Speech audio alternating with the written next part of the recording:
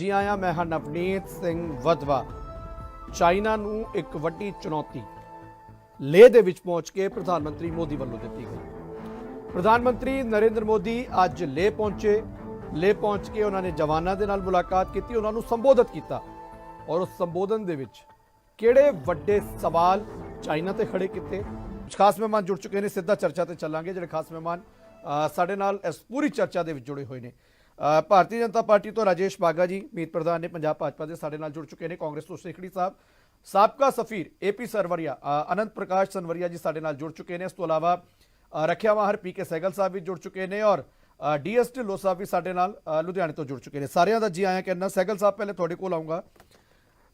ਅੱਜ ਦੇ ਇਸ ਦੌਰੇ ਦੇ ਮਾਇਨੇ ਕੀ ਕੁਝ ਲਾਏ ਜਾਣ? ਲੱਗਦਾ ਹੈ ਕਿ ਵਾकई एक स्ट्रॉन्ग मैसेज देने की कोशिश प्रधानमंत्री मोदी वालों? सैगल साहब, ये कोशिश नहीं थी, ये वास्तव में बड़ा स्ट्रॉन्ग मैसेज दिया गया चाइना को कि आज के माहौल में विस्तारवाद नहीं चलेगा। उन्होंने कहा विस्तारवाद का जो है उसका एरा खत्म हो चुका है, अभी विकासवाद का एरा है। इस समय चीन का 21 देशों के साथ में लड़ाइयाँ झगड़ा है उसकी विस्तारवादी नीति के साथ। उन्होंने कहा ये विस्तारवाद जो है आज के माहौल में सबसे बड़ा पीस के लिए, ट्रैंक्विलिटी के लिए, स्टेबिलिटी के लिए खतरा है और सारा दुनिया जो है एकजुट होकर इसके खिलाफ लड़ाई करनी शुरू कर दी है। ऐसे में बहुत स्ट्रॉन्ग मैसेज चीन को गया है और ये भी साथ में कहा है कि जहां तक हिंदुस्तान के जवान हैं वो बहुत ही अद्भुत है। जिस माफिक गलवान घाटी में नथे लोगों ने, जिनको सरप्राइज किया गया, चीन ने अचानक उनके ऊपर हमला किया रात के समय, उसके बावजूद हमारे नथों ने 45 से ज्यादा चीनियों को मार दिया, जिसको चीन ने अभी तक कबूल भी नहीं किया। तो साफ तौर पे दर्शाता है कि हिंदुस्तान के जवान कितने ताकतवर हैं, कितने ज्यादा बहादुर हैं। उन्होंने कहा ये हमारे जवान जो बहादुर हैं, ये पूरे देश को रिप्रेजेंट करते हैं, पंजाब को, बिहार को, राजस्थान को और साउथ इंडिया को। और ये साफ तौर पे चीन को नजर आना चाहिए कि ऐसे सैनिकों के सामने आप टिक नहीं पाओगे। चीन को बड़ा स्ट्रॉन्ग मैसेज गया है और चीन बौखला उठा है, खिलाफ एक किस्म से बगावत होनी शुरू हो गई है, खास करके वेटरन्स के बीच में। और जो कुछ सर्विंग सोल्जर्स हैं वो साफ तौर पे चीन का अवाम जो है और वेटरन सोल्जर्स जो है और कुछ सर्विंग सोल्जर्स कह रहे हैं चीन में क्यों नहीं हिम्मत कि वो भी अपने सोल्जर्स को उसी माफी का मान दे जैसे हिंदुस्तान ने दिया है। वो उनके नाम क्यों नहीं बताता, उनके माँ बाप को क्यों नहीं बताता कि उनके कौन कौन बच्चे शहीद हुए, क्यों देश से चीजें छुपा रहा है। ऐसे में चीन के प्रधानमंत्री जो है जीपेंग बहुत ही टेंशन में है, बहुत ही प्रेशर में है और साथ में कम्युनिस्ट पार्टी ऑफ चाइना। इससे बचने के लिए वो साफ तौर पे हिंदुस्तान को चेतावनी दे रहा है कि इस माफी का कार्रवाई जो प्रधानमंत्री ने की नहीं करनी चाहिए थी। मेरे मुताबिक इस माफी की कार्रवाई केवल सेकेंड वर्ल्ड वॉर में बड़े पैमाने पर विंस्टन चर्चिल ने की, जो समय समय पर फ्रंट लाइन पर जाके अपने ट्रुप्स को संबोधित करते थे, लाइट ट्रुप्स को संबोधित करते थे।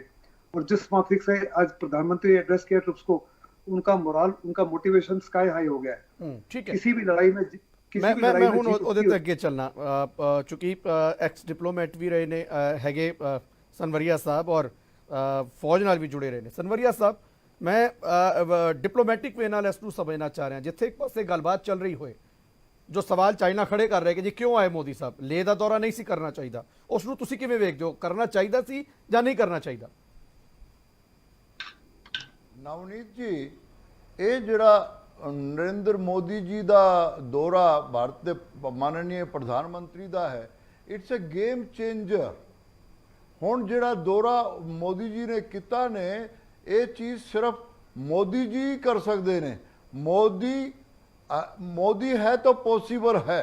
गल ये है कि जिहड़ा उत्थे सुनेहा मोदी जी ने दिता है, और देखिए मोदी जी उत्थे पहुंचे निम्मू पोस्ट ते, जो मैं वो पोस्टां देखिया ने, मैं उत्थे पैदल चल के देखा 12-13 हज़ार फुट की ऊंचाई ते आदमी का सांस, हिम्मत देखिए माननीय प्रधानमंत्री भारतवर्ष से। और उत्थे जिहड़े वर्ड उन्होंने बोले ने, जो मैसेज दिता ने, दे 3 मकसद है इन्हां दे प्रधानमंत्री दे उत्थे जाण दे। सब तो पहले तो अपने जिहड़े जवान, साडी जिहड़ी फौज है, हुणे मैं सैगल साहब नूं सुन रहा सी कि विंस्टन चर्चिल जिहड़े ने वर्ल्ड वार 2 विच जो बिहेवियर करते सी, उदा दा ही बिहेवियर हुण नरेंद्र मोदी जी कर रहे ने कि अपने जवानों के साथ खड़े ने। वो अपने जवानों नूं संबोधन कर रहे ने, उन्हां दे नाल खड़े हुए ने। 12,000 फुट ते जिहड़े जवान साडे फट्टड़ होए, उन्होंने अस्पताल जाके करा। हुण गल आ रही है उन्हें मैसेज देण दी ਮੈਸੇਜ ਚਾਈਨਾ ਖਾਲੀ ਚਾਈਨਾ ਤਾਂ ਸਮਝ ਗਿਆ। ਉਹਨੇ ਛੋਟੇ ਛੋਟੇ ਸਟੇਟ ਜਿਹੜੇ ਨੇ, ਚਾਹੇ ਉਹ ਹਾਂਗਕਾਂਗ ਹੋਏ, ਚਾਹੇ ਉਹ ਮਕਾਊ ਹੋਏ, ਚਾਹੇ ਉਹ ਤਾਇਵਾਨ ਹੋਏ, ਇਹ ਛੋਟੇ ਛੋਟੇ ਦੀਪ ਜਿਹੜੇ ਕਿ ਚਾਈਨਾ ਨੇ ਕਾਬੂ ਕਰ ਰੱਖੇ ਨੇ ਆਪਣੀ ਵਿਸਤਾਰਵਾਦੀ ਨੀਤੀ ਨਾਲ, ਹੁਣ ਸਾਰੇ ਕੰਟਰੀ ਨੂੰ ਮੈਸੇਜ ਆ ਗਿਆ ਹੈ ਕਿ ਹੁਣ ਵਿਸਤਾਰਵਾਦ ਦਾ ਸਮਾਂ ਖਤਮ। पहले भी जिन्हें विस्तारवादी कंट्री सी या तो वो खत्म हो गए या उन्होंने वो नीति छड़ दी। आज प्रधानमंत्री जी ने अपना भाषण उत्थे खत्म भी नहीं किया सी कि चाइना का रिएक्शन आ गया कि भारत वर्ष नूं इदां नहीं करना चाहिए सी। ਤੁਸੀਂ ਕਹਿ ਰਹੇ ਹੋ ਕਿ ਚਾਈਨਾ ਨੂੰ ਇੱਕ ਮੈਸੇਜ ਦਿੱਤਾ ਹੈ। ਜਿਹੜੇ ਪੰਜਾਬ ਦੇ ਜਵਾਨ ਸ਼ਹੀਦ ਹੋਏ ਨੇ ਸਨਵਰੀਆ ਸਾਹਿਬ, ਉਹਨਾਂ ਦਾ ਪਰਿਵਾਰ ਕੀ ਕਹਿ ਰਿਹਾ? ਹੁਣ ਤੋਂ 2 ਮਿੰਟ ਪਹਿਲਾਂ ਮੇਰੇ ਕੋਲ ਮੈਸੇਜ ਆਇਆ, ਉਹ ਮੈਂ ਲੈ ਕੇ ਸਵਾਲ ਫਿਰ ਜਾਊਂਗਾ ਅੱਗੇ ਸੇਖੜੀ ਸਾਹਿਬ ਕੋਲ। ਸ਼ਹੀਦ ਗੁਰਵਿੰਦਰ ਦਾ ਪਰਿਵਾਰ ਕਹਿ ਰਿਹਾ ਹੈ ਕਿ ਬਿਆਨਾਂ ਨਾਲ ਕੁਝ ਨਹੀਂ ਹੋਣਾ, ਜਾਂ ਤੇ ਚਾਈਨਾ ਨੂੰ ਤਗੜਾ ਮੈਸੇਜ ਦਿਓ ਜਾਂ ਫਿਰ ਇਹ ਮੰਨ ਲਓ ਕਿ ਅਸੀਂ ਜਵਾਬ ਨਹੀਂ ਦੇਣਾ, ਅਸੀਂ ਇਸੇ ਤਰੀਕੇ ਨਾਲ ਗੱਲ ਕਰਨੀ ਹੈ। ਪਰਿਵਾਰ ਸਿੱਧੇ ਤੌਰ ਤੇ ਕਹਿ ਰਿਹਾ ਹੈ ਕਿ ਮਨੋਬਲ ਵਧਾਉਣ ਲਈ ਅਚਾਨਕ ਉੱਥੇ ਚਲੇ ਗਏ, ਚੰਗੀ ਗੱਲ ਹੈ, ਪਰ ਜੋ ਸ਼ਹਾਦਤਾਂ ਬੱਚਿਆਂ ਦੀਆਂ ਹੋ ਰਹੀਆਂ ਨੇ ਉਹਦੇ ਲਈ ਸਰਕਾਰ ਨੂੰ ਸੋਚਣਾ ਚਾਹੀਦਾ ਕੁਝ।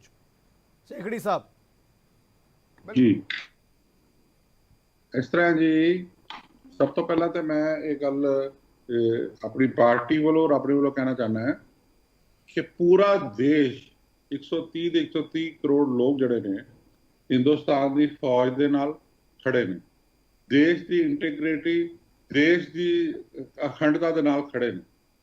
ਪ੍ਰਧਾਨ ਮੰਤਰੀ ਜੀ ਦਾ ਉੱਥੇ ਜਾਣਾ ਇੱਕ ਸਿਰਫ ਨਰਿੰਦਰ ਮੋਦੀ ਜੀ ਦਾ ਨਹੀਂ ਹੈ, ਪੂਰੇ ਦੇਸ਼ ਦੇ ਸੈਂਟੀਮੈਂਟ ਉਹ ਗਏ ਨੇ ਕਿ ਜਵਾਨਾਂ ਨੂੰ ਇਹ ਦੱਸਣ ਗਏ ਨੇ, ਸਾਡੇ ਬਹਾਦਰ ਜਵਾਨਾਂ ਨੂੰ, ਕਿ ਪੂਰਾ ਦੇਸ਼ ਉਹਨਾਂ ਦੇ ਨਾਲ ਖਲੋਤਾ ਹੈ। ਨਿੰਬੂ 'ਚ ਜਿਹੜਾ ਲੇਹ 'ਚ ਉੱਥੇ ਉਹਨਾਂ ਨੇ ਐਡਰੈਸ ਕੀਤਾ ਪ੍ਰਧਾਨ ਮੰਤਰੀ ਜੀ ਨੇ, ਉਹਨਾਂ ਨੇ ਇੱਕ ਮੈਸੇਜ ਦਿੱਤਾ ਚਾਈਨਾ ਨੂੰ ਕਿ ਦੇਸ਼ ਹਿੰਦੁਸਤਾਨ ਦੇ ਸੈਂਟੀਮੈਂਟ ਇਹ ਹਨ। ਚਾਈਨਾ ਦੀ ਜਿਹੜੀ ਵਿਸਤਾਰਵਾਦ ਦੀ ਜਿਹੜੀ ਪਾਲਿਸੀ ਹੈ, ਸ਼ਾਇਦ ਉਹ ਭੁੱਲ ਗਿਆ ਕਿ ਯੂਕੇ ਬ੍ਰਿਟਨ ਦੀ ਵਿਸਤਾਰਵਾਦ ਦੀ ਪਾਲਿਸੀ ਐਸੀ ਸੀ ਕਿ ਉਹਦੇ ਰਾਜ 'ਚ ਸੂਰਜ ਨਹੀਂ ਡੁੱਬਦਾ, ਪਰ ਅਖੀਰ ਜਦੋਂ ਉੱਠਿਆ ਤਾਂ ਹਿੰਦੁਸਤਾਨ ਉੱਠਿਆ। ਮਹਾਤਮਾ ਗਾਂਧੀ ਉੱਠੇ, ਬਿਨਾਂ ਕਿਸੇ ਗੋਲੀ ਚਲਾਇਆ, ਲਾਠੀ ਦੇ ਨਾਲ ਉਹ ਸੰਤ ਨਿਕਲਿਆ ਔਰ ਅਹਿੰਸਾ ਦੀ ਪਾਲਿਸੀ ਨਾਲ ਬ੍ਰਿਟਨ ਦਾ ਜਿਹੜਾ ਸਮਰਾਜ ਸੀ ਖਤਮ ਕੀਤਾ। ਹਿੰਦੁਸਤਾਨ 'ਚ ਉਹਦਾ ਦੀਵਾ ਬੁਝਿਆ ਗੋਰਿਆਂ ਦਾ, ਤੇ ਪੂਰੀ ਦੁਨੀਆ 'ਚ ਜਿਹੜਾ ਵਾ ਉਹਨਾਂ ਦਾ ਸਮਰਾਜ ਖਤਮ ਹੋਇਆ ਸੀ। ਅੱਜ ਜਿਹੜਾ ਮਾਹੌਲ ਹੈ 21ਵੀਂ ਸਦੀ 'ਚ ਬਿਲਕੁਲ ਡਿਫਰੈਂਟ। ਸਾਡੇ ਦੇਸ਼ ਦੇ ਲੋਕਾਂ ਦੇ ਸੈਂਟੀਮੈਂਟ 62 ਵਾਲੇ ਨਹੀਂ ਹੈਗੇ। 62 'ਚ ਨਵਾਂ ਦੇਸ਼ ਆਜ਼ਾਦ ਹੋਇਆ ਸੀ, ਸਾਡੇ ਕੋਲ ਇੰਨੀ ਤਾਕਤ ਵੀ ਨਹੀਂ ਸੀ, ਬਟ ਇੰਡੀਆ ਦੇ ਜਿਹੜੇ 21ਵੀਂ ਸਦੀ ਦੇ ਨੌਜਵਾਨ ਬੱਚੇ ਨੇ ਉਹਨਾਂ ਦੇ ਸੈਂਟੀਮੈਂਟ ਡਿਫਰੈਂਟ ਨੇ। ਚਾਈਨਾ ਅਗਰ ਸਾਨੂੰ ਅੱਖ ਦਿਖਾਏਗਾ ਤਾਂ ਹਿੰਦੁਸਤਾਨ ਦੇ ਲੋਕ 2 ਅੱਖਾਂ ਦਿਖਾਣਗੇ। ਸਾਡੇ ਬਹਾਦਰ ਜਵਾਨਾਂ ਨੇ, 20 ਫੌਜੀਆਂ ਨੇ ਗਲਵਾਨ ਘਾਟੀ 'ਚ ਸ਼ਹਾਦਤ ਦਿੱਤੀ, ਸਾਡੇ ਗੁਰਵਿੰਦਰ ਸ਼ਹੀਦ ਨੇ ਵੀ ਸ਼ਹਾਦਤ ਦਿੱਤੀ, ਔਰ ਚਾਈਨਾ ਦੇ ਜਿਹੜੇ ਫੌਜੀ ਸਨ ਉਹਨਾਂ ਨੂੰ ਛੁਡਾਇਆ, ਉੱਥੋਂ ਭਜਾਇਆ, ਉੱਥੋਂ ਆਪਣੀ ਸੁਪਰੀਮ ਸੈਕਰੀਫਾਈਸ ਦਿੱਤੀ। ਉਹਨਾਂ ਨੂੰ ਸਲਾਮ ਕਰਦੇ ਹਾਂ ਅਸੀਂ ਸਾਰੇ। ਪਰ ਇੱਕ ਚੀਜ਼ ਹੈ ਕਿ ਜੇ ਬਹਾਦਰਾਂ ਨੇ ਸ਼ਹਾਦਤ ਦਿੱਤੀ ਹੈ ਤੇ ਹਿੰਦੁਸਤਾਨ ਦੇ ਲੋਕਾਂ ਦਾ, ਸਾਡੀ ਜਨਤਾ ਦਾ, ਸਾਡੇ ਲੋਕਾਂ ਦਾ ਜਿਹੜੇ ਫੌਜ 'ਚ ਨਹੀਂ ਆ, ਅਸੀਂ ਬਾਰਡਰ ਤੇ ਨਹੀਂ ਬੈਠੇ ਆ, ਸਾਡਾ ਕੀ ਫਰਜ਼ ਬਣਦਾ? ਚਾਈਨਾ ਜਿਹੜਾ ਵਾ ਬਹੁਤ ਹੀ ਲਾਲਚੀ ਕਿਸਮ ਦਾ ਇੱਕ ਬਿਜ਼ਨਸਮੈਨ, ਉਹਦੀ ਸਾਰੀ ਗੇਮ ਪੈਸੇ ਦੇ ਉੱਤੇ ਟਿਕਦੀ ਹੈ ਕਿ ਕਿੱਥੋਂ ਇਕਨੋਮੀ ਚਲਾਣੀ ਹੈ, ਕਿੱਦਾਂ ਪੂਰੀ ਦੁਨੀਆ 'ਚ ਪੈਸੇ ਦੇ ਨਾਲ ਉਹ ਕਮਾਈ ਕਰਨਾ ਚਾਹੁੰਦਾ। ਆਪਣੀ ਪਾਪੂਲੇਸ਼ਨ ਨੂੰ ਸਪੋਰਟ ਕਰਨ ਦੇ ਲਈ ਉਹ ਵੱਖਰੇ ਵੱਖਰੇ ਕੰਡੇ ਹਥਿਆਉਂਦਾ ਹੈ। ਰਾਜੇਸ਼ ਭਾਗਾ ਜੀ, ਹਾਂਜੀ ਕੀ ਇਸ ਦੌਰੇ ਨੂੰ ਲੱਗਦਾ ਹੈ ਕਿ ਦੌਰੇ ਤੋਂ ਬਾਅਦ ਚਾਈਨਾ ਨੂੰ ਇੱਕ ਵਾਕਈ ਸਟਰੋਂਗ ਮੈਸੇਜ ਦਿੱਤਾ ਗਿਆ? ਬਿਲਕੁਲ ਨਵਨੀਤ ਜੀ, ਬਹੁਤ ਵਧੀਆ। ਪਹਿਲੀ ਤਾਂ ਡਿਬੇਟ ਬਹੁਤ ਵਧੀਆ ਵੀ ਸਾਨੂੰ ਰਾਜਨੀਤੀ ਤੋਂ ਉੱਪਰ ਉੱਠ ਕੇ, ਕਿਉਂਕਿ ਸਾਡਾ ਦੇਸ਼ ਪਹਿਲਾਂ, ਰਾਜਨੀਤਿਕ ਪਾਰਟੀਆਂ ਬਾਅਦ ਵਿੱਚ, ਜੇ ਦੇਸ਼ ਰਹੂਗਾ ਤੇ ਪਾਰਟੀਆਂ ਤਾਂ ਹੀ ਚੱਲਣਗੀਆਂ। ਸਾਨੂੰ ਇਸ ਵਕਤ ਲੋੜ ਹੈ ਸਾਰਿਆਂ ਨੂੰ ਵੀ ਦੇਸ਼ ਨਾਲ ਖੜੇ ਹੋ ਕੇ ਅਸੀਂ ਆਪਣੇ ਦੇਸ਼ ਦੀ ਗੱਲ ਕਰੀਏ। ਤੇ ਜਿਹੜਾ ਅੱਜ ਪ੍ਰਧਾਨ ਮੰਤਰੀ ਜੀ, ਵੈਸੇ ਤਾਂ ਪ੍ਰਧਾਨ ਮੰਤਰੀ ਜੀ ਤੇ ਆਤਮ ਨਿਰਭਰ ਭਾਰਤ ਦੀ ਗੱਲ ਕੀਤੀ ਸੀ, ਉਦੋਂ ਤੋਂ ਸ਼ੁਰੂਆਤ ਹੋ ਗਈ ਸੀ ਵੀ ਅਸੀਂ ਆਪਣੇ ਦੇਸ਼ ਦਾ ਸਮਾਨ ਵਰਤਣਾ, ਆਪਣੇ ਦੇਸ਼ 'ਚ ਜੋ ਨਹੀਂ ਪੈਦਾ ਹੁੰਦੀ ਚੀਜ਼ ਉਹ ਚਾਹੇ ਬਾਹਰ ਵਰਤ ਲਈਏ। ਤੁਹਾਨੂੰ ਯਾਦ ਹੋਣਾ ਜਦੋਂ ਜਾਪਾਨ ਨੂੰ ਵੀ ਦੂਜੀ ਵਰਲਡ ਵਾਰ 'ਚ ਨੁਕਸਾਨ ਹੋਇਆ ਸੀ ਤੇ ਉਦੋਂ ਉਹਨਾਂ ਨੇ ਤੈਅ ਕਰ ਲਿਆ ਸੀ ਅਸੀਂ ਆਪਣੇ ਦੇਸ਼ ਨੂੰ ਵਪਾਰ ਦੇ ਤੌਰ ਤੇ ਖੜਾ ਕਰਾਂਗੇ। ਅਸੀਂ ਬਾਹਰਲੀ ਕੋਈ ਆਈਟਮ ਉਹ ਨਹੀਂ ਵਰਤਾਂਗੇ ਜਿਹੜੀ ਸਾਡੇ ਦੇਸ਼ 'ਚ ਪੈਦਾ ਹੁੰਦੀ ਆ, ਅਸੀਂ ਬਾਹਰੋਂ ਨਹੀਂ ਲਵਾਂਗੇ। ਤੇ ਸਾਨੂੰ ਵੀ ਅੱਜ ਜ਼ਰੂਰਤ ਹੈ 135 ਕਰੋੜ। ਸਾਡੇ ਕੋਲ ਫੌਜ ਬਾਰਡਰ ਤੇ ਲੜ ਰਹੀ ਆ, ਪਰੰਤੂ ਅਸੀਂ ਆਪਣੇ ਦੇਸ਼ ਵਿੱਚ ਬੈਠ ਕੇ ਹੀ ਚਾਈਨਾ ਨਾਲ ਲੜ ਸਕਦੇ ਹਾਂ। ਬਹੁਤ ਸੌਖਾ ਆ, ਕਿਉਂਕਿ ਉਹ ਕਦੀ ਪਾਕਿਸਤਾਨ ਨੂੰ ਉਕਸਾ ਰਿਹਾ, ਕਦੀ ਨੇਪਾਲ ਨੂੰ ਉਕਸਾ ਰਿਹਾ, ਕਦੀ ਬੰਗਲਾਦੇਸ਼ ਤੇ ਕਬਜ਼ਾ ਕਰ ਰਿਹਾ, ਉਧਰੋਂ ਸ਼੍ਰੀਲੰਕਾ ਤੇ ਉਹਨਾਂ ਨੇ ਪੋਰਟਾਂ ਤੇ ਕਬਜ਼ਾ ਕਰ ਲਿਆ। ਇਹ ਉਹਨਾਂ ਦੀ ਇੱਕ ਵਿਸਤਾਰ ਵਾਲੀ ਨੀਤੀ ਸੀ। ਪਰੰਤੂ ਅੱਜ ਜੋ ਪ੍ਰਧਾਨ ਮੰਤਰੀ ਜੀ ਨੇ ਕਿਹਾ ਆ ਵੀ ਵਿਸਤਾਰ ਵਾਲਾ ਨਹੀਂ, ਹੁਣ ਜਿਹੜਾ ਤਰੱਕੀ ਵਾਲੀ ਗੱਲ ਰੱਖਣੀ ਪੈਣੀ ਆ। ਮੈਨੂੰ ਲੱਗਦਾ ਅੱਜ ਜਿਹੜੇ ਸਾਡੀ ਕੰਪਨੀਆਂ ਵੀ ਆ, ਚਾਹੇ ਛੋਟੀ ਕੰਪਨੀਆਂ, ਚਾਹੇ ਹੀਰੋ ਸਾਈਕਲ ਵਾਲੇ ਜਾਂ ਹੋਰ ਜਿੰਨੇ ਵੀ ਵਪਾਰੀ ਆ, ਉਹਨਾਂ ਦਾ ਵੀ ਅਸੀਂ ਉਹਨਾਂ ਨੂੰ ਧੰਨਵਾਦ ਕਰੀਏ, ਉਹਨਾਂ ਦਾ ਹੌਸਲਾ ਅਫਜ਼ਾਈ ਕਰੀਏ। ਜਿੱਥੇ ਸਾਡੇ ਫੌਜੀ ਵੀਰ ਸਾਡੇ ਉੱਥੇ ਫੌਜ ਤੇ ਬਾਰਡਰ ਤੇ ਲੜੇ ਆ, ਅਸੀਂ ਜਿਹੜੇ ਅੰਦਰ ਸਾਡੇ ਸਿਪਾਹੀ ਜਿਹੜੇ ਲੜ ਰਹੇ ਆ, ਅਸੀਂ ਭਾਰਤੀ ਸਾਰੇ ਆ, ਮੈਨੂੰ ਲੱਗਦਾ ਸਾਨੂੰ ਉਹਨਾਂ ਨੂੰ ਇੱਕ ਦੂਜੇ ਨੂੰ ਉਤਸ਼ਾਹ ਕਰਕੇ ਤੇ ਚਾਈਨਾ ਨੂੰ ਠੋਕ ਕੇ ਜਵਾਬ ਦੇਣਾ ਚਾਹੀਦਾ। ਇਸ ਵੇਲੇ ਜ਼ਰੂਰਤ ਆ नहीं पर बागा साहब एक चीज़ और भी है, ठीक है 59 ਐਪਸ बैन करके मैं ਉਹਨਾਂ ਤੇ बहुत ज़्यादा नहीं जाऊँगा, क्योंकि ਅੱਜ प्रधानमंत्री ਦੇ ਦੌਰੇ ਤੇ ਗੱਲ ਹੋ ਰਹੀ ਹੈ। ਤੁਹਾਨੂੰ ਨਹੀਂ ਲੱਗਦਾ ਕਿ ਅਜੇ ਵੀ ਬਹੁਤ ਕੁਝ ਚਾਈਨਾ ਦਾ ਹੈ ਜੋ ਤੁਰੰਤ ਸਰਕਾਰ ਨੂੰ ਬੰਦ ਕਰਨਾ ਚਾਹੀਦਾ, ਜਿਵੇਂ ਸੇਖੜੀ ਸਾਹਿਬ ਨੇ ਹੋਰ ਵੀ ਕਈ ਜ਼ਿਕਰ ਕਰਤੇ ਔਰ ਹੋਰ ਵੀ ਕਈ ਚੀਜ਼ਾਂ ਨੇ? ਮੈਨੂੰ ਲੱਗਦਾ ਸਾਰਾ ਕੁਝ ਜਲਦੀ ਹੋ ਜਾਣਾ, ਪਰ ਕਈ ਚੀਜ਼ਾਂ ਸਾਡੇ ਕੋਲ ਹਲੇ ਆਪਣੀਆਂ ਉਸ ਹਿਸਾਬ ਨਾਲ ਫੇਮਸ ਨਹੀਂ ਆ, ਜਾਂ ਅਸੀਂ ਉਹਨੂੰ ਤਿਆਰ ਨਹੀਂ ਕਰ ਪਾ ਰਹੇ। ਮੈਨੂੰ ਲੱਗਦਾ ਜਿੱਦਣ ਹੋ ਗਿਆ ਤੇ ਸਾਰਾ ਕੁਝ ਤੁਸੀਂ ਦੇਖੀ ਜਾਓ ਸਟੈਪ ਬਾਈ ਸਟੈਪ।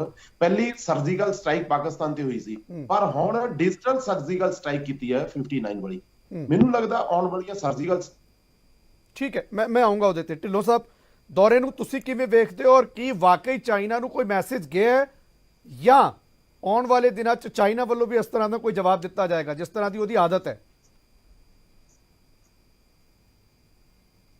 ਦੇਖੋ ਜੀ, ਸਭ ਤੋਂ ਪਹਿਲਾਂ ਤਾਂ ਇਹ ਗੱਲ ਕਹੀਏ ਵੀ ਇਹ ਜੋ ਪ੍ਰਾਈਮ ਮਿਨਿਸਟਰ ਦਾ ਦੌਰਾ ਹੈ ਇਹ ਇੱਕ ਸਿੰਬੋਲਿਕ ਹੈ। ਹਰ ਪ੍ਰਧਾਨ ਮੰਤਰੀ ਆਪਦੇ ਦੇਸ਼ ਦੇ ਜਵਾਨਾਂ ਕੋਲੇ ਜਾਂਦਾ ਰਹਿੰਦਾ, ਜਦੋਂ ਵੀ ਲੋੜ ਪੈਂਦੀ ਹੈ, ਜਦੋਂ ਵੀ ਕੋਈ ਆਪਰੇਸ਼ਨ ਹੁੰਦਾ ਹੈ। ਮਨਮੋਹਨ ਸਿੰਘ ਵੀ ਗਏ ਨੇ, ਮੋਦੀ ਜੀ ਵੀ ਗਏ ਨੇ, ਜਵਾਹਰ ਲਾਲ ਨਹਿਰੂ ਵੀ ਜਾਂਦੇ ਸੀ ਤੇ ਰਾਜੀਵ ਗਾਂਧੀ ਵੀ ਗਏ ਨੇ। ਤੇ ਅੱਜ ਜੇ ਆਪਾਂ ਇਸ ਦੌਰੇ ਨੂੰ ਇਸ ਨਾਲ ਲਿੰਕ ਕਰੀਏ ਕਿ ਮੋਦੀ ਜੀ ਹੀ ਕਰ ਸਕਦੇ ਸੀ, ਇਹਦੇ 'ਚ ਕੋਈ ਗੱਲ ਨਹੀਂ ਹੈ। ਇਹ ਦੌਰਾ ਇੱਕ ਸਿੰਬੋਲਿਕ ਹੈ, ਫੌਜ ਦਾ ਮਨੋਬਲ ਵਧਾਉਣ ਲਈ ਹੈ, ਕਿਉਂਕਿ ਉੱਥੇ ਹਜੇ ਤੱਕ ਕੋਈ ਵੀ ਜੋ ਵੱਡਾ ਲੀਡਰ ਪਹੁੰਚਿਆ ਨਹੀਂ ਸੀ, ਸਿਰਫ ਆਰਮੀ ਕਮਾਂਡਰ ਦੇ ਲੈਵਲ ਤੇ ਗੱਲਬਾਤ ਹੋ ਰਹੀ ਸੀ।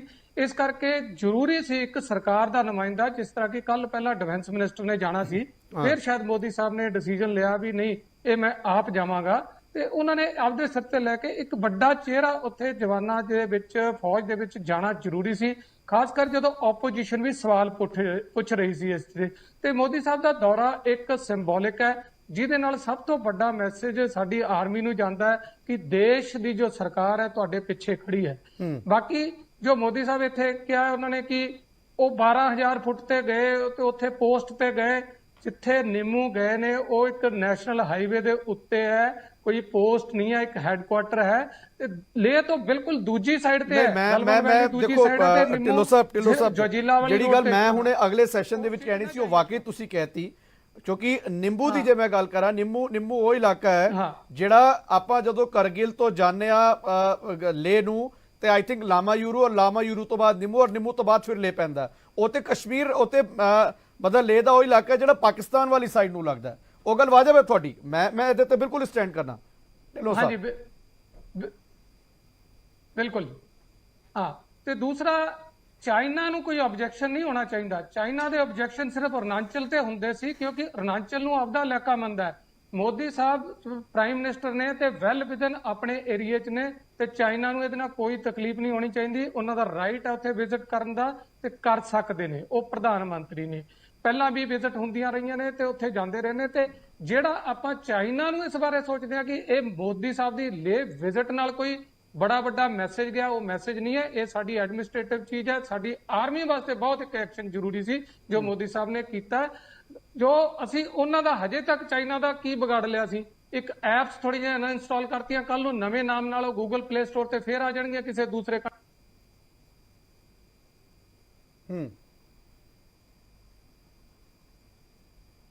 ਠੀਕ ਹੈ, ਤੁਹਾਡੀ ਗੱਲ ਨੂੰ ਅੱਗੇ ਲੈ ਕੇ ਚੱਲਿਆ। ਸਹਿਗਲ ਸਾਹਿਬ। हाँ जी बोलिए। ਡੀਐਸ ਢਿੱਲੋਂ ਸਾਹਿਬ ਕਹਿ ਰਹੇ ਨੇ ਕਿ ਸਿਰਫ ਮੋਰਲ ਤੇ ਠੀਕ ਹੈ, ਉਹ ਜ਼ਰੂਰੀ ਵੀ ਹੈ, ਪ੍ਰਧਾਨਮੰਤਰੀ ਦੇ ਤੌਰ ਤੇ ਜਾਣਾ ਚਾਹੀਦਾ, पर चाइना ਨੂੰ ਕੋਈ ਬਹੁਤਾ ਜ਼ਿਆਦਾ ਫਰਕ ਇਸ ਦੌਰੇ ਨਾਲ ਨਹੀਂ ਪੈਣ ਵਾਲਾ। देखो चाइना को इसका बहुत जबरदस्त फर्क पड़ने वाला है, क्योंकि प्रधानमंत्री जब जाते हैं या कुछ भी बातचीत करते हैं तो इसकी बड़ी सारी रेमिफिकेशंस है। इसका मैसेज इंटरनेशनल ऑडियंस को गया है कि चाइना का कैसे डट के मुकाबला करना है। जो देश चाइना से डरे हुए थे, एशियन के 10 छोटे छोटे जो देश थे चाइना से डरे हुए थे, सब एकजुट होकर चाइना को चुनौती दे रहे हैं। उसी तरीके से साउथ चाइना सी में, ईस्ट चाइना सी में जापान, वियतनाम, इंडोनेशिया सब चाइना को दम दिखा रहे हैं, जिनमें कल तक दम नहीं था। फिर आप देखो, जब हमने डिजिटल स्ट्राइक की, अमेरिका बहुत दिनों से हुवाई के खिलाफ बातचीत करता था, लेकिन उन्होंने हिम्मत नहीं थी दिखाई उनको बैन करने के लिए। हिंदुस्तान ने जब उनको सर्जिकल स्ट्राइक लगाई डिजिटल, जैसे उनकी जो डिजिटल कंपनीज है या उनका जो वर्ल्ड इरादा था डोमिनेंस का टेक्नोलॉजी के माध्यम से, उसको बहुत बड़ा झटका लगा है। उसके बाद अमेरिका ने भी उनके हुवाई को और एक और को बैन किया है, और आज बहुत सारे देश जो है उसके ऊपर बैन करने जा रहे हैं। दूसरा मैसेज बड़ा स्ट्रॉन्ग गया चाइना को। चाइना काफी से ज्यादा घबरा गया, बुखला गया कि जैसे कि मैंने कहा, चाइना के प्रधानमंत्री से उनके लोग पूछेंगे, उनके सैनिक पूछेंगे कि उनके प्रधानमंत्री क्यों नहीं आते, वो कहाँ जाएंगे? ताइवान में जाएंगे, हांगकांग में जाएंगे, जापान की तरफ जाएंगे, सिंगापुर की तरफ जाएंगे, मलेशिया, ब्रुनेई, उनके 21 देशों के साथ इस माफी की कार्रवाई हो रही है। तीसरा बड़ा स्ट्रॉन्ग मैसेज गया है हमारे डोमेस्टिक ऑडियंस को, खास करके पॉलिटिकल पार्टीज को, कि ऐसे समय में आप एकजुट होकर सेना के पीछे खड़े होइए। बिल्कुल उसी प्रकार जैसे 1948 में, 62 में, 65, 71, 99, क्योंकि जवान जो है उनका मनोबल जो है आपके भरोसे के ऊपर डिपेंडेंट करता है। अगर हम हमेशा देश की परंपरा रही है कि जब देश को ललकारा गया, जब देश के सामने कोई चुनौती आई है, पूरा देश जो है सरकार और फौज के पीछे खड़ा रहा है। लेकिन आज कुछ पार्टी ऐसी हैं, खास जिनके टोटल वोट्स या सीट्स लोकसभा में 10% भी नहीं है, और अपने आप को अपोजिशन समझ चुके हैं। वो हर दिन, उन्होंने आज भी प्रधानमंत्री की विजिट के ऊपर भी ट्वीट कर दिया है।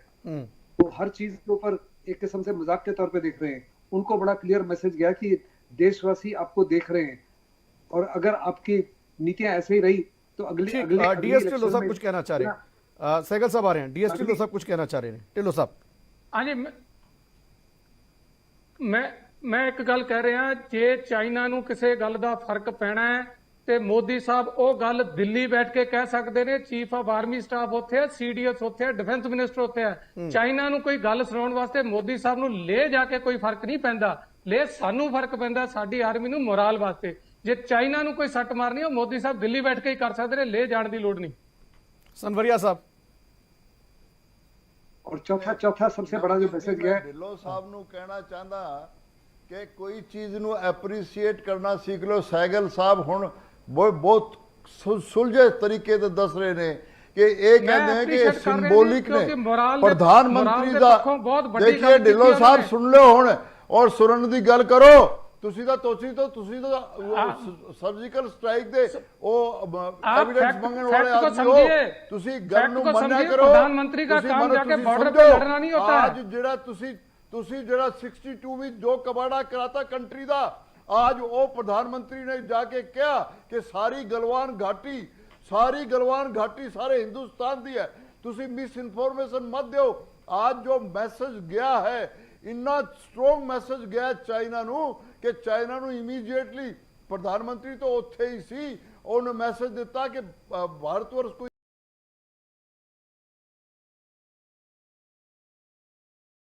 ਉੱਥੇ ਚਲਾ ਗਿਆ, ਪੋਸਟ ਤੇ ਚਲਾ। और ये तो चाइना इस तरह नहीं डरूगा। चाइना बुलेट प्रूफ कैबिन में आकर के, बुलेट प्रूफ कैबिन में आकर के तो भाषण दे देने 15 अगस्त। बुलेट प्रूफ जैकटा का मटीरियल चाइना तो होता है। मेरी गल नोट कर लो, मेरी गल नोट कर लो। बुलेट प्रूफ जैकटा का मटीरियल चाइना तो आ रहा है। चौकी पड़ गया मत बोलो।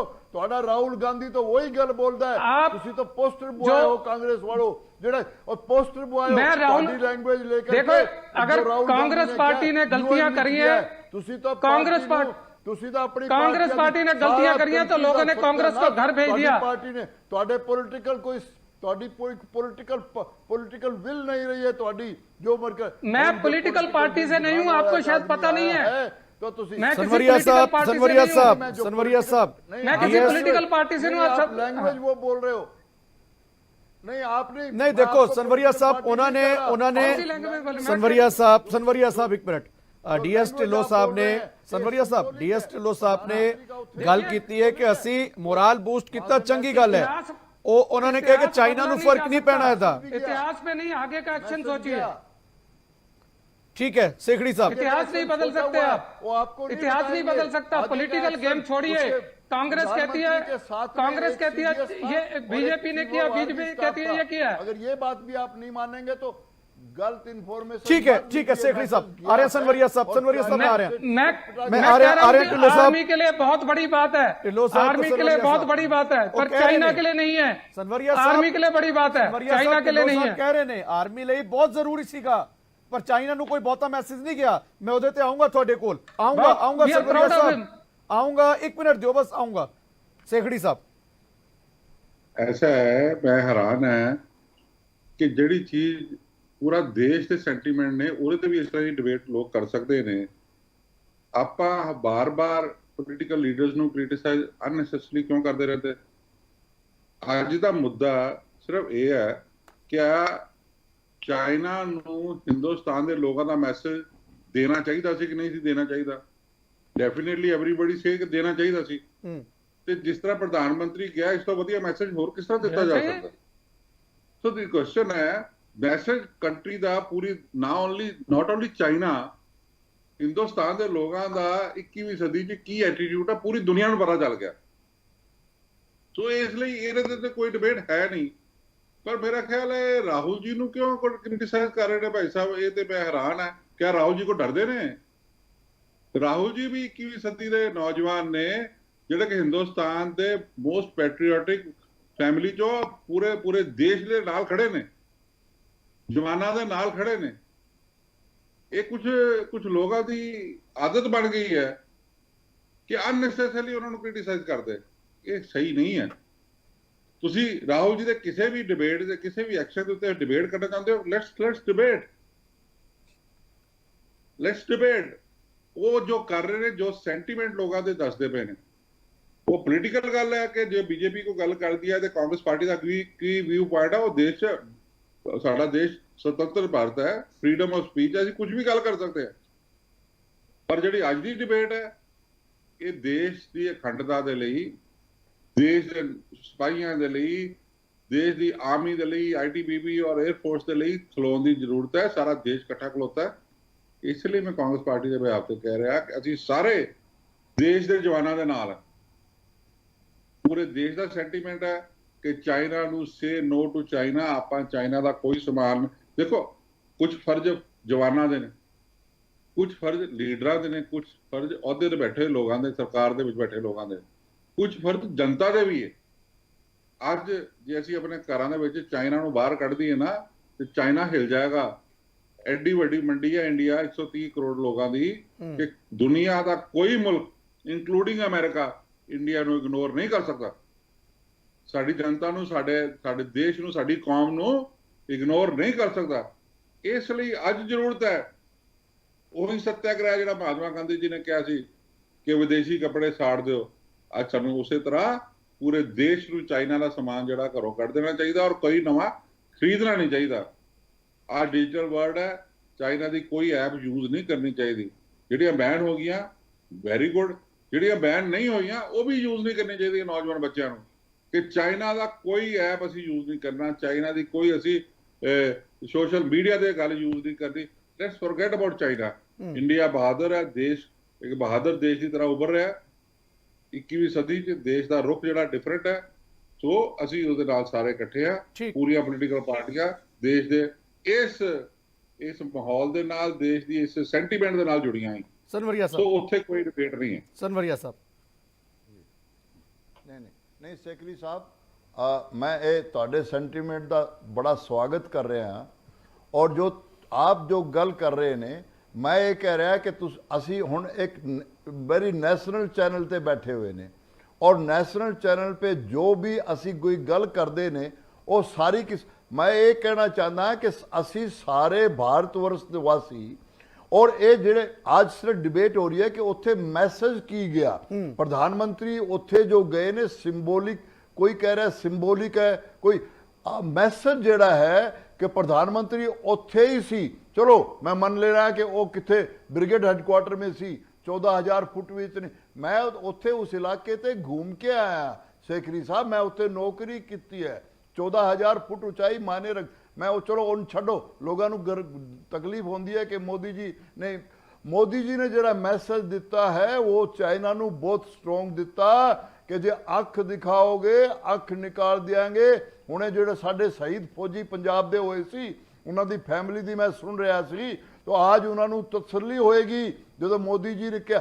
मैं ये कहना चाहता मैसेज खाली चाइना नू नहीं सारे वर्ल्ड नू गया है कि जेड़े विस्तारवादी हैं वो खत्म हो गए हैं और जे नहीं बदले तो बदल जाए। और जेड़े छोटे छोटे कंट्री हुण आज प्रधानमंत्री जी के मैसेज के बाद सारे छोटे छोटे कंट्री और इवन बड़े कंट्री आज अमेरिका भी इंडिया की तरफ देख रहा है, इवन जापान भी इंडिया की तरफ देख रहा है, ऑस्ट्रेलिया भी इंडिया की तरफ देख रहा है कि ये जड़ा काम हुण करूंगे जड़ा जवाब चाइना नू मिलने वाला है वो एक इंडिया वर्ल्ड लीडर बन के वो गल ठीक है। ये जी लड़ाई कोई आंसर नहीं है, ये जी लड़ाई तीन फ्रंट पे लगेगी। One is the military, second is the economic जो अभी सेक्रेटरी साहब बता रहे सी, और नंबर 3 इज डिप्लोमेटिक। डिप्लोमेटिकली असी कल सारे कर रहे ने, डिप्लोमेटिक सारी गल कर रहे ने, बट चाइना का जिहड़ा एटीट्यूड है, चाइना का एटीट्यूड बड़ा डिफरेंट है। वो कहंदा कुछ है करदा कुछ है, उस वास्ते अपना पोस्टर दिखाना छोटी गल ते ढिल्लों साहब कुछ कहना चाह रहे हैं, सनवरिया साहब ढिल्लों साहब कुछ कहना चाह रहे हैं, फिर मैं सहगल साहब को ला रहे हैं। ढिल्लों साहब देखो मैं पहले बोला हाँ जी, मैं कह रहा सी जिस तरह कह रहे सी भी गांधी जी ने विदेशी वस्त्रां दा बाईकाट कीता सी।